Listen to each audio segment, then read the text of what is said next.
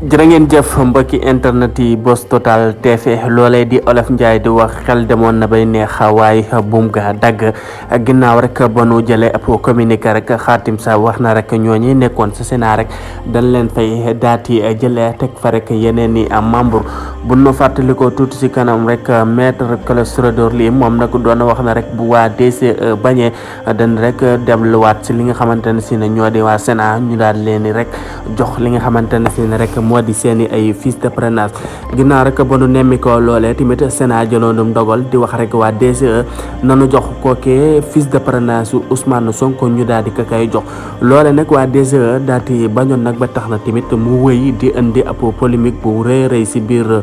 Sénégal fii si réewum Sénégal jamono ji nag ñu jël pour communiqué di wax na rek yooyu la membre ñu nekkoon foofee sa Sénat te jëloonum dogal wax na rek DCE nanu jox kii di président Ousmane Sonko kay fiche de parrainage ñu ne rek ñooñee ab décret daal na leen fay jëlee ndax nag xëy na sax waroon nañ faa jógee bu yàgg waaye nag moment bi nga xamante ne si rek jëlee na leen fa xel yu bëri bëri ñaaw na rek si kii di président Macky Sall ginnaaw rek ban fa jëlee yooyu dem membre est ce que nag moment bi la leen fa waroon a jëlee wala nag dafa waroon a xaar ba mbir yëpp jeex définitif daal di jeex tàkk nag mu leen fay doog a jëlee waaye nag moment bi mu xamante ne si ne jëlee na leen fa xel yu bëri bëri daal seen xel ñaaw na lool si jëlee gën leen fa jëlee na boo moytuwulee rek kookee du président Ousmane Sonko norta jot rek li nga xamante moo di fiche de parrainage am te surtout su si jotulee tu bokk si élection yi nu dëgmal ñii day awakam nag mën nañ na suba di altine lan nar a def rek dem foofee sa CEDEAO